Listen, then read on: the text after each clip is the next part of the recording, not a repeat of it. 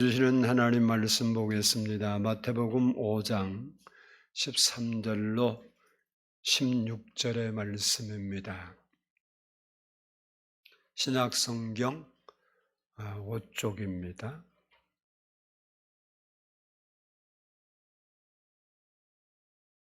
저와 한 절씩 교독하도록 하겠습니다. 너희는 세상의 소금이니 소금이 만일 그 맛을 잃으면 무엇으로 짜게 하리요? 후에는 아무 쓸데없어 다만 밖에 버려져 사람에게 밟힐 뿐이니라.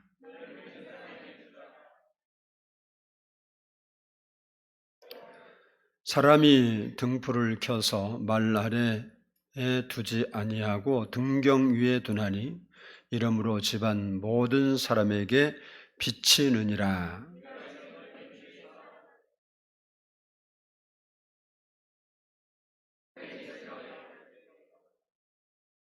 아멘. 이 시간에는 성가대의 찬양이 있겠습니다.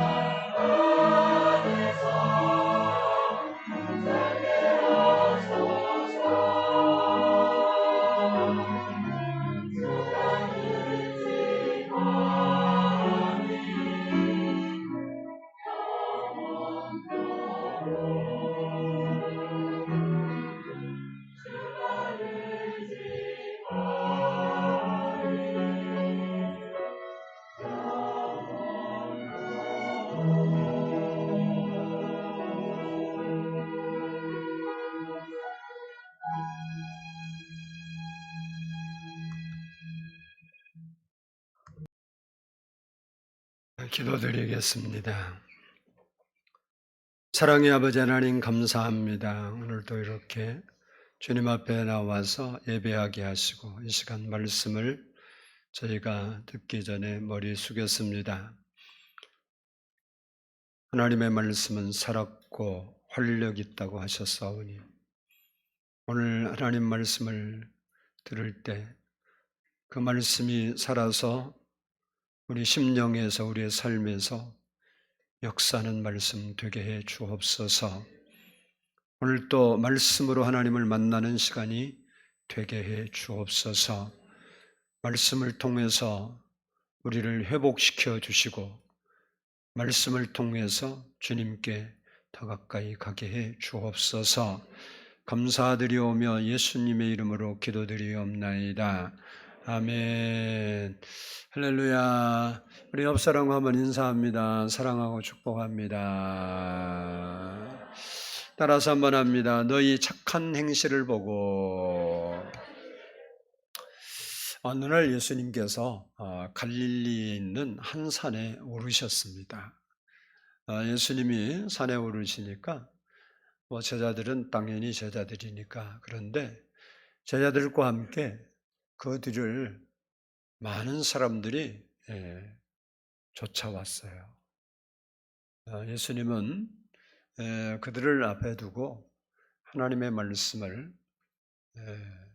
가르쳐 주셨는데 그 하나님 말씀이 마태복음 5장, 6장, 7장에 기록이 되어 있습니다. 이 5, 6, 7장에 있는 말씀을 우리가 산상수훈이라 그렇게 부릅니다. 그리고 산상수훈의 핵심은 팔복에 있습니다. 우리가 복받으라, 복받으라는 말을 많이 하는데 또 복주세요, 복주세요 하는 기도도 많이 하는데 주님이 8가지 복이 무엇인가에 대해서 말씀하신 겁니다. 그 복은 심령이 가난한 자의 복, 애통하는 자의 복, 온유한 자의 복, 그리고 의에 줄이고 목마른 사람의 복, 긍휼히 여기는 자의 복, 마음이 청결한 사람의 복, 화평케 하는 사람의 복, 그리고 마지막 8번째는 의를 위해서 박해를 받는 사람의 복에 대해서 말씀하셨습니다. 이처럼 예수님께서 하나님 말씀을 듣기 위해 모인 하나님의 백성들에게 이 팔복에 대해서 강론을 하시고 그리고 곧바로 하신 말씀이 오늘 본문의 말씀입니다. 다시 말하면 오늘 본문이 우리에게 주는 교훈은 팔복을 받아 누리는 사람들이 세상을 살면서 어떻게 살아야 하는가, 그 모습을 우리에게 말씀해 주고 있는 말씀입니다. 지금 우리가 사는 사회는 예수 믿는 그리스도인들이 믿지 않는 사람들에게 지탄을 많이 받고 있습니다. 이유가 많이 있지만 오늘 본문 말씀으로 보면 먼저 믿는 우리 그리스도인들이 빛과 소금의 역할을 잘 감당하지 못해서 일어난 일입니다. 오늘 본문을 살펴보면서 우리 자신을 돌아보고 나 때문에 하나님의 영광이 나타나는 그런 삶을 살 수 있는 우리 성도들이 되기를 축복합니다. 먼저 너희는 세상의 소금이라고 말씀했는데 그 부분을 살펴보겠습니다. 본문 13절을 같이 한번 읽어보도록 하겠습니다. 13절 시작. 너희는 세상의 소금이니 소금이 만일 그 맛을 잃으면 무엇으로 짜게 하리요? 후에는 아무 쓸데없어 다만 밖에 버려져 사람에게 밟힐 뿐이니라. 여기 보면 너희는 세상의 소금이다. 그리고 14절 보면 너희는 세상의 빛이다 라고 말하면서 너희는 이라는 말씀에 강조를 하고 있는 것을 볼 수 있습니다. 여기서 너희는 이스라엘 백성들을 가리키거나 아니면 유대 전 백성들을 가리키는 말이 아닙니다. 이 말은 좁은 의미에서 보면 지금 예수님의 말씀을 듣고 있는 제자들과 거기에 모인 무리들을 말합니다. 그리고 좀 더 넓게 이해하면 오늘 우리를 포함해서 예수를 믿고 따르는 사람들을 가르쳐서 하신 말씀입니다. 근데 여기서 중요한 것은 너희는 누구냐는 건데 너희는 누구냐? 너희는 빛이요 소금이라는 선언입니다. 다시 말하면 내가 예수 믿는다고 한다면 나는 이미 소금이고 빛이 되었다는 거예요. 예수를 믿으면 빛이 되고 소금이 되라는 게 아니고 내가 예수 믿으면 이미 나는 빛이 됐고 소금이 되었다는 선언입니다. 그러므로 우리가 마땅히 그리스도인으로서 빛과 소금의 역할을 감당해야 한다는 말씀입니다. 한번 따라서 해봅시다. 나는 세상의 소금이요 빛이다. 우리는 하고 싶어서 하는 게 아니고 그렇게 되어진 사람이라고 예수님은 말하는 거예요.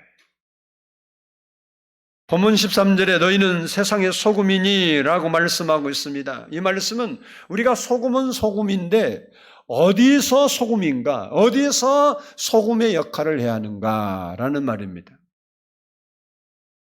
그것은 세상에서 소금이라는 세상에서. 여기서 말하는 세상은 교회와 구별된 세상을 말합니다. 다시 말하면 하나님의 통치가 미치지 않는 사람들을 지칭한 거예요. 구원받아야 할 사람을 말한 겁니다. 요한복음 3장 16절을 보면 하나님이 세상을 이처럼 사랑하사 독생자를 주셨으니 하나님이 어디를 사랑했다고 그래요? 세상을 사랑했다. 그 세상을 말합니다. 그러니까 우리가 살아가고 있는 이 세상에서 그리스도인은 소금이 되어야 한다는 겁니다. 그러므로 우리는 세상에서 소금 역할을 해야 하는 것입니다. 후에 천국 가서 소금 역할을 하는 게 아닙니다. 이 땅에 사는 동안 소금처럼 살아라는 말씀입니다. 본문은 그리스도인을 소금에 비유해서 말씀하고 있기 때문에 우리가 소금에 대해서 좀 더 알아야겠죠. 소금이 하는 역할은 굉장히 많습니다. 근데 일반적으로 크게 말하면 한번 따라서 합시다. 소금은 맛을 내게 한다. 소금이 하는 중요한 역할 중에 하나가 맛을 내는 겁니다. 소금이 들어가지 않으면 어떤 음식도 맛을 제대로 낼 수가 없습니다. 이 소금이 맛을 내려면 중요한 게 뭐예요? 먼저 소금 자체가 녹아야 되는 거예요. 음식에 들어가서 소금이 녹지 않고 자기 모습이 그대로 있으면 소금 역할을 하는 게 아니에요. 녹는다는 말은 자기를 희생하는 것을 말합니다.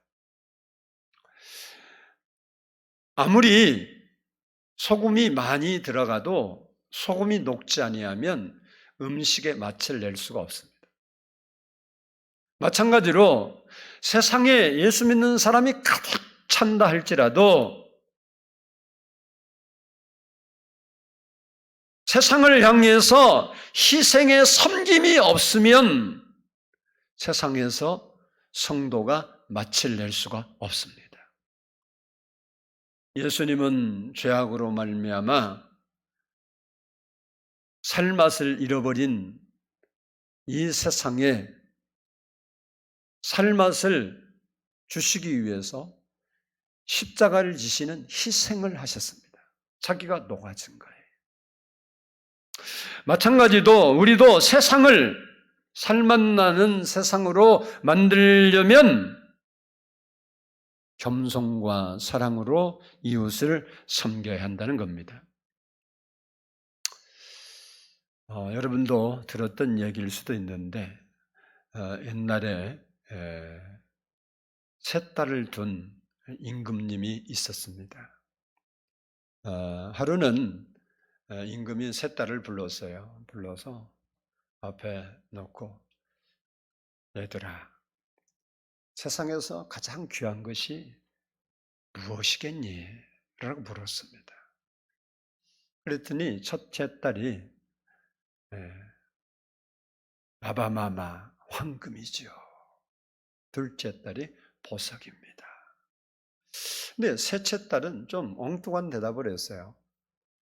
셋째 딸은 아바마마 가장 귀한 것이 소금입니다. 그러니까 임금이 들어보니까 셋째 딸의 말이 이해가 잘 안 되는 거예요. 의아해서 아니 뭐 소금이 그리 귀하단 말이냐 이렇게 되묻자 이 딸이 아바마마 소금이 귀한 것을 알 때가 올 것입니다. 이렇게 대답을 했어요. 그리고 이제 저녁 식사 시간이 된 겁니다. 이 셋째 공주가 왕의 음식을 만드는 주방에 가서 그 만드는 사람들에게 오늘 왕이 드실 음식에는 소금과 간을 전혀 쓰지 말아라. 그리고 드디어 식사 시간이 되어서 왕이 이제 진수성찬을 차려놨을 거 아니에요. 왕이 먹는 식탁이니까 맛있게 생겼으니까 이제 그 음식을 딱 먹는 거예요. 근데 먹는 순간 싱겁고 맛이 없어서 먹을 수가 없는 거예요. 왕이 화가 났어요. 여봐라! 누가 이것을 음식이라고 만들어 왔느냐? 그리고 막 역정을 내니까 그때 셋째 공주가 빨리 들어와서 말하기를 아바마마 어떻게 임금님이 드시는 음식에 값싸고 보잘것없고 천한 소금을 넣을 수 있겠습니까? 그래서 소금은 다 빼고 귀한 금가루를 넣습니다.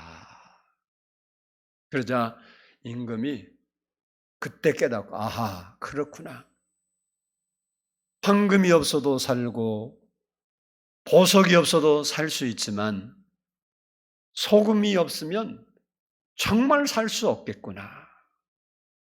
그리고 셋째 딸의 소금이 귀하다는 말을 이해하고 그 딸에게 큰 상을 내렸다는 이야기가 있습니다. 그렇습니다. 소금은 자신을 드러내면 맛을 낼 수가 없습니다. 소금이 음식에 녹아지면 그 음식 맛을 내게 되는 겁니다.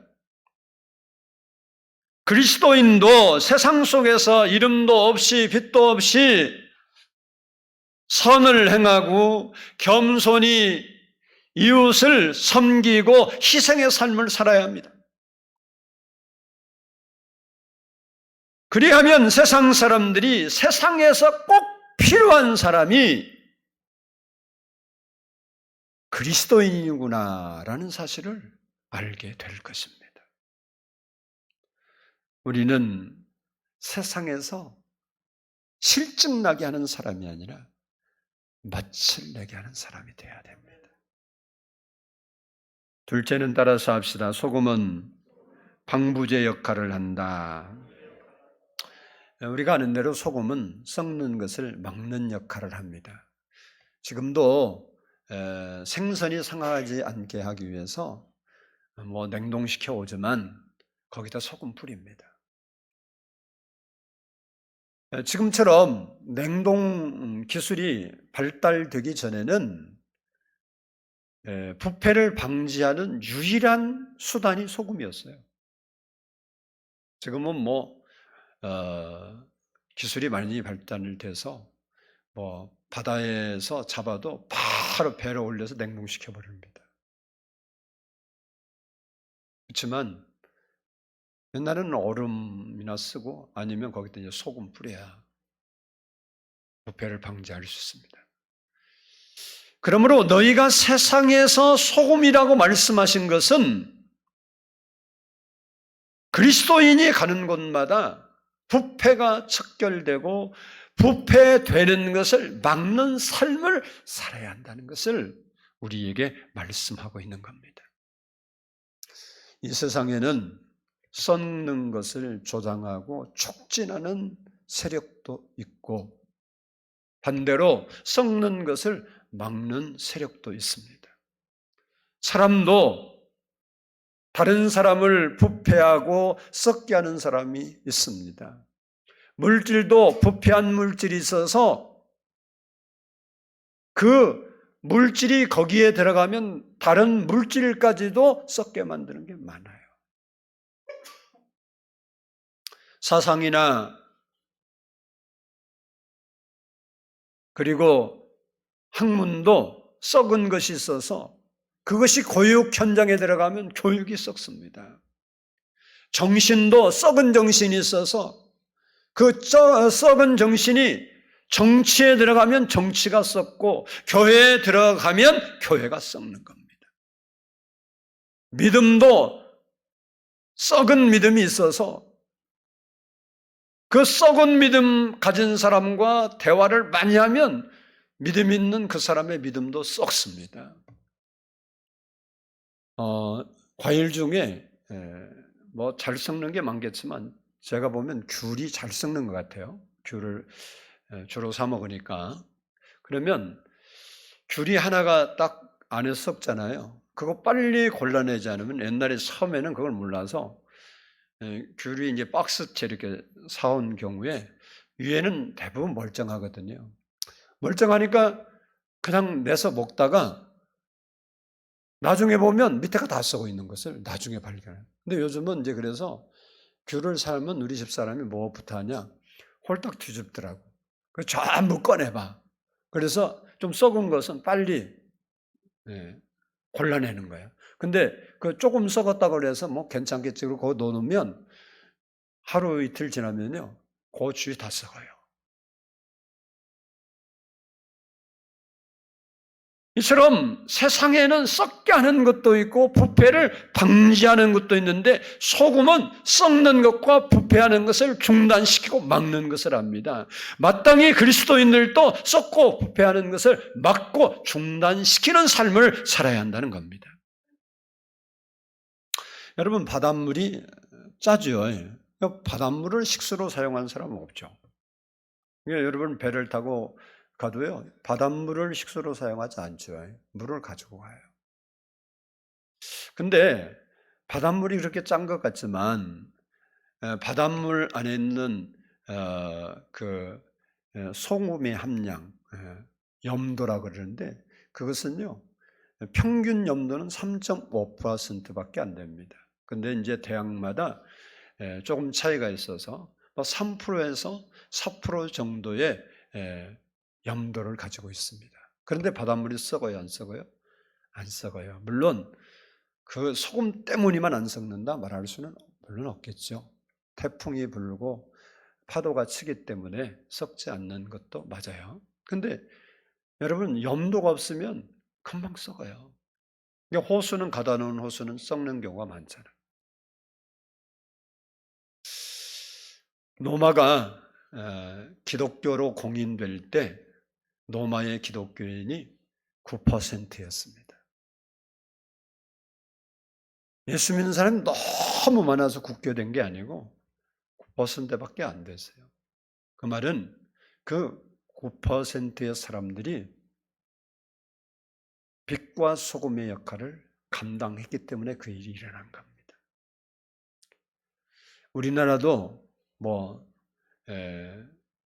독립운동을 할 때든지 신사참배가 있을 때든지 이때 기독교의 인구가 몇 프로 안 됐습니다.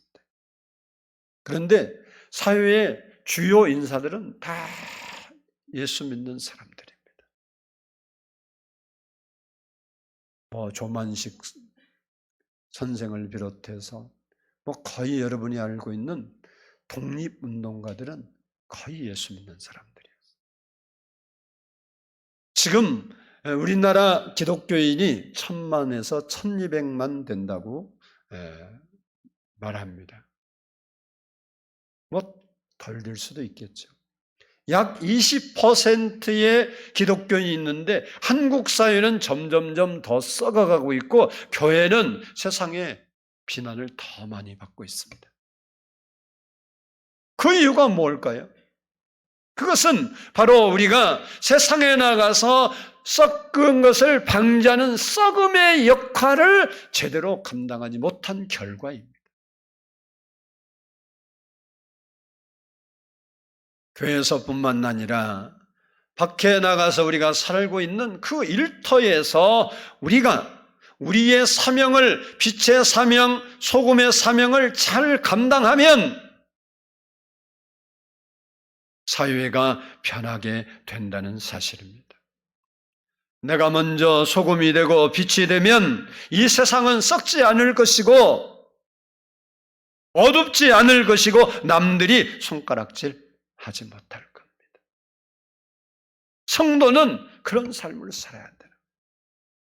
팔복에서 말씀드린 대로 의를 위하여 박해를 받는 사람은 복이 있나니 우리가 의로운 일을 행하다가 박해를 받고 바로 하나님을 섬기기 위해서 박해를 받는 것은 욕먹는 것은 그것은 복이지만 그 외에 우리의 실수와 잘못과 잘못된 가치와 썩은 정신과 잘못된 사고 때문에 우리가 욕을 먹는 것은 바른 그리스도인의 삶이 아니라는 겁니다.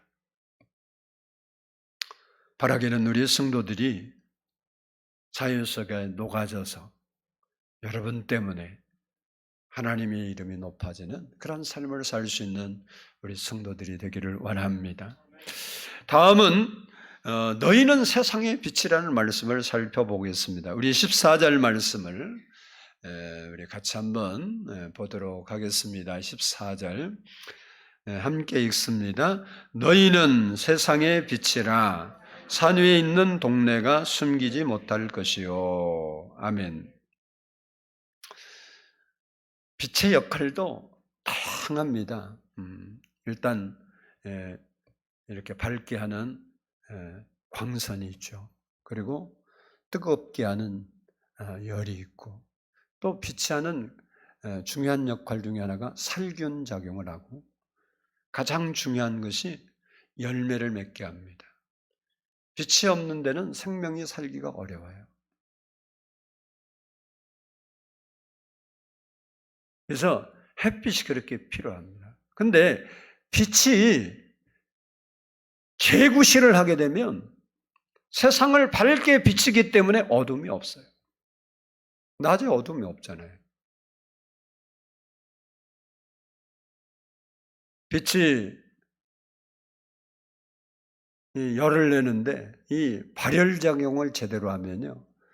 사회가 훈훈해지고 냉혹함이나 비정이 자리를 잡지 못합니다.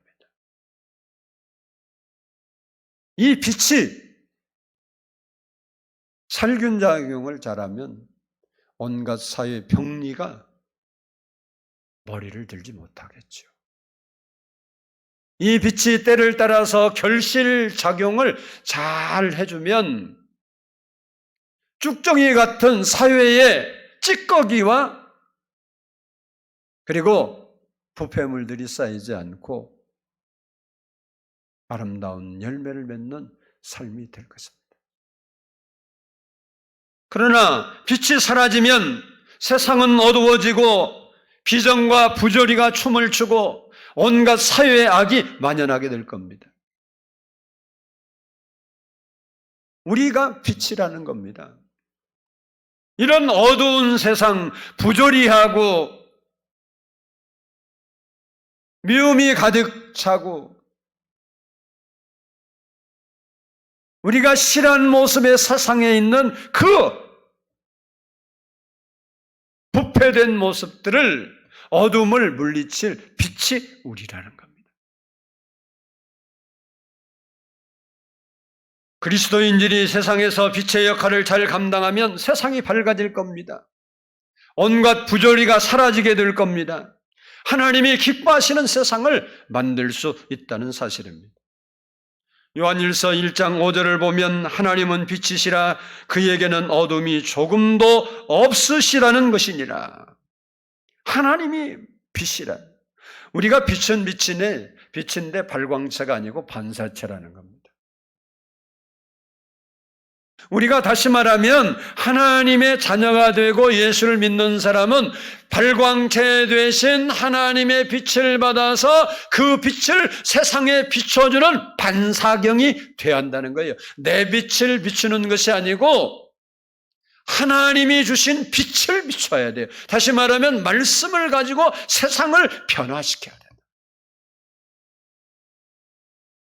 제가 서자에서 책을 보면 제 책상이 이렇게 창문을 보고 딱 이 창문 보고 있는 처럼 되어 있는데 제 앞에 큰 이제 창문이에요. 큰 창인데 오전 10시쯤 되면요 빛이 들어와요. 햇빛이 들어오는 게 아니고 빛이 들어와요. 햇빛은 햇빛인데 근데 어떤 햇빛이 들어오냐 우리 집 앞에 아파트가 고층이 있어요. 근데 아파트는 다 유리로 돼 있잖아요. 이게 햇빛이 그 창문에 비쳐요. 그러면 그 창문에 비친 빛이 제가 앉아있는 책상으로 들어와요. 그러면 눈이 부셔서 책을 보기가 어려워요. 커튼을 쳐야 돼요. 바로 우리는 그 유리창과 같은 역할을 하는 거다는 거예요. 만약에 제 창문에 비치는 빛을 반사시키는 그 유리를 까만 천으로 딱 덮어놓으면 내가 앉은 곳에 빛이 하나도 안 들어와요. 우리가 세상을 향해서 하나님의 빛을, 말씀의 빛을 비추는 빛인데 우리의 마음이 더러워지고 그리고 우리의 마음이 잘못되고 우리의 마음이 어두워지면 하나님의 빛이 아무리 밝게 비친다 할지라도 우리를 통해서 세상에 빛이 비춰질 수 없다는 말입니다. 베드로전서 2장 9절을 보면 이는 너희를 어두운 데서 불러내서 그의 기이한 빛에 들어가게 하신 이의 아름다운 덕을 선전하게 하려 하심이라 라고 말씀하고 있습니다. 그리고 요한 1서 2장 9절로 11절을 보면 빛 가운데 있다 하면서 그 형제를 미워하는 자는 지금까지 어두움에 있는 자요 그의 형제를 사랑하는 자는 빛 가운데 거하여 자기 속에 거리낌이 없으나 그 형제를 미워하는 자는 어두움에 있다라고 말하고 있습니다. 이 사도 요한은 빛을 사랑으로 그리고 어두움을 미움으로 비유해서 우리에게 설명해 주고 있습니다. 다시 말하면 미움과 살기가 등등한 이 세상에서 우리가 사랑의 빛을 비추고 살아야 된다는 거예요. 이 말씀대로 하면 내 마음에 미움을 품고 살고 있다면 나는 빛의 역할을 하는 사람이 아니라는 겁니다. 내가 미워하는 사람이 나에게 어떻게 했느냐에 따라서 미움이 생겼겠지만 그와 아무런 상관없이 여러분 안에 미움이 존재한다면 그 미움이 여러분의 마음을 딱 가리고 있다면 여러분은 하나님의 빛을 세상에 비칠 수가 없어. 반사경이 어두워져서.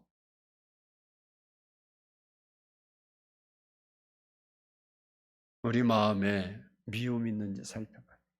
여러분, 예수님은 이 땅에 사시면서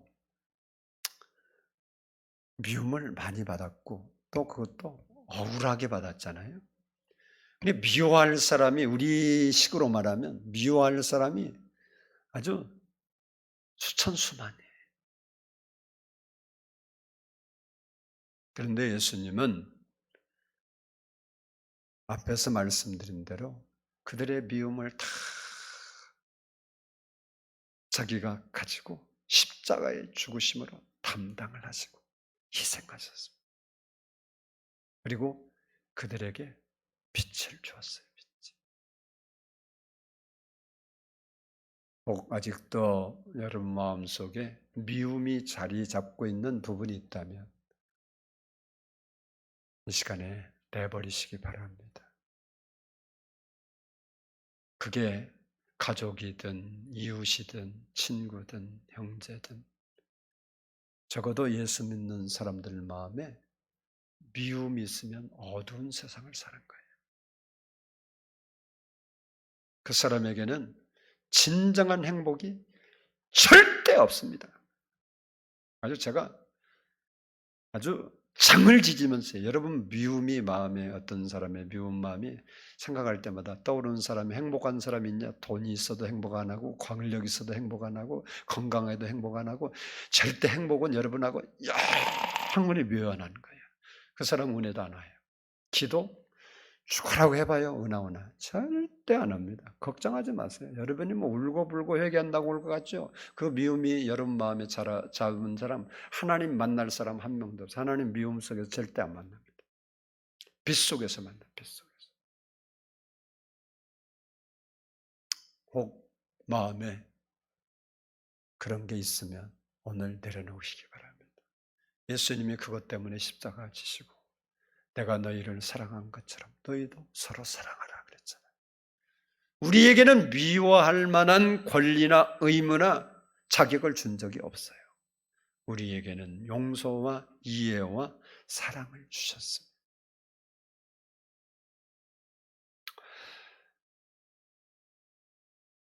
여러분이 여러분 마음속에 있는 미움이 혹 있다면 버리고 빛의 사명을 다하는 성도가 될 수 있기를 바랍니다. 우리 그리스도인들과 교회는 우리가 살고 있는 지역의 빛이고 등불이라는 사실을 알아야 돼요. 그렇기 때문에 우리는 이 세상에 사는 사람들에게 복음의 빛을 비춰줘야 되는 거예요. 우리가 미워하지 않고 사랑하고 다 그렇지만 가장 중요한 빛은 복음의 빛입니다. 복음의 빛. 요한복음 12장 46절을 보면 나는 빛으로 세상에 왔나니 무릇 나를 믿는 자로 어둠에 거하지 않게 하려 함이로다. 그리고 요한복음 8장 12절에서는 예수께서 또 말씀하여 이르시되 나는 세상의 빛이니 나를 따르는 자는 어둠에 다니지 아니하고 생명의 빛을 얻으리라. 누구든지 빛 대신 예수 그리스도를 믿어야 영원한 생명의 빛을 얻을 수 있습니다. 그러므로 우리는 어둠 속에서 갈 길을 알지 못하고 지옥을 향해서 방황하고 걸어가고 있는 그 사람들을 빛 가운데로 인도해야 되는 거예요.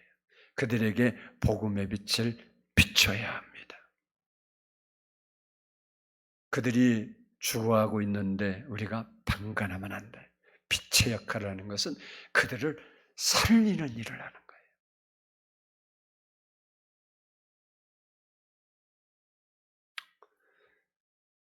여러분이 이 세상에서 빛의 사명을 잘 하려면 여러분의 마음이 밝아야 되고 여러분 마음에 어둠이 있으면 안 돼.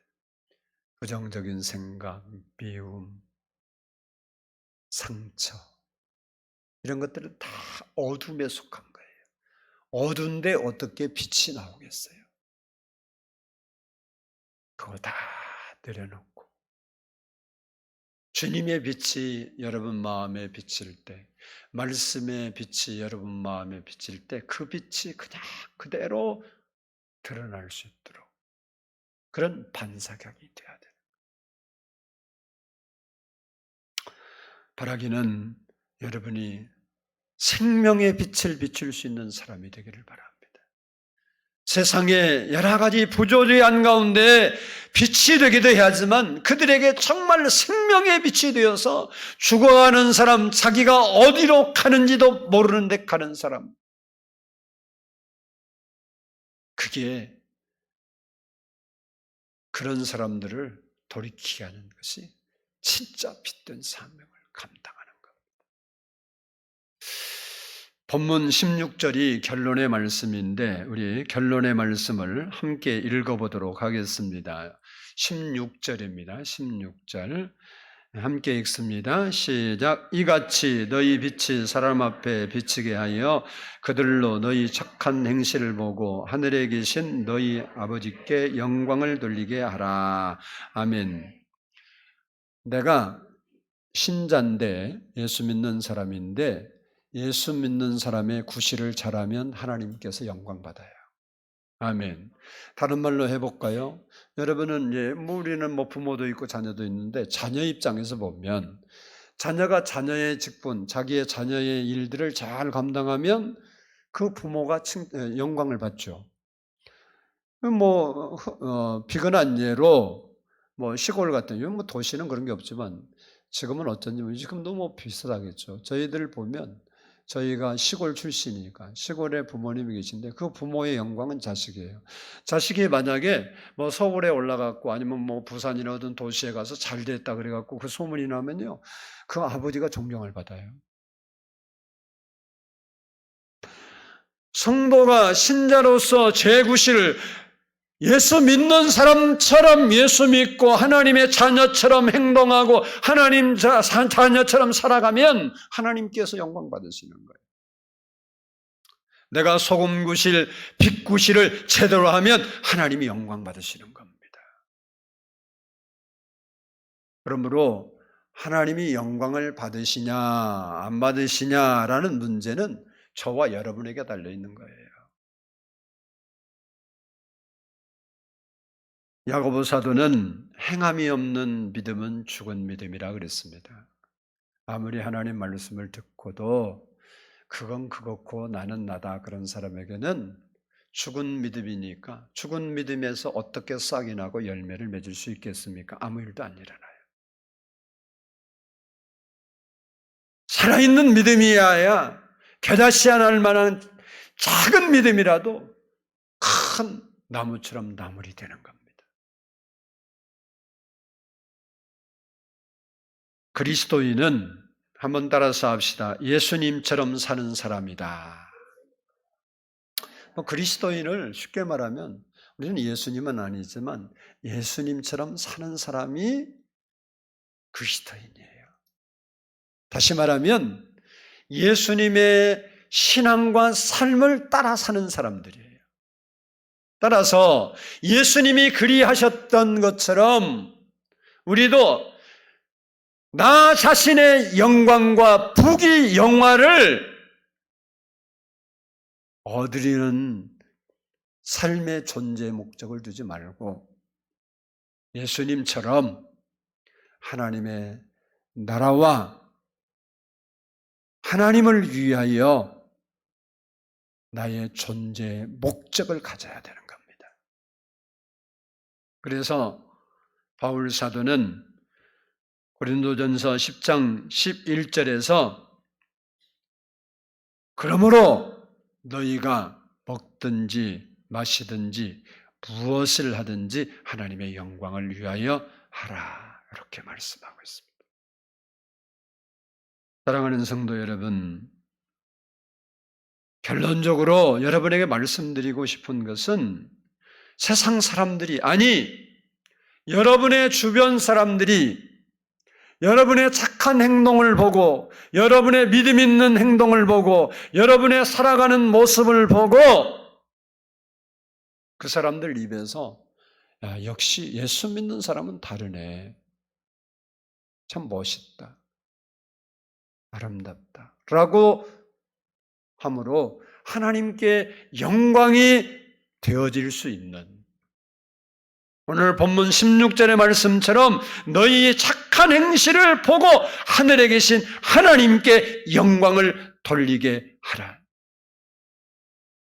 우리가 착한 일을 하면 세상 사람이 하나님을 모르는데 예수 믿는 사람을 칭찬하면 누가 영광 받는다는 말이냐면 하나님이 영광 받으신다는 거예요.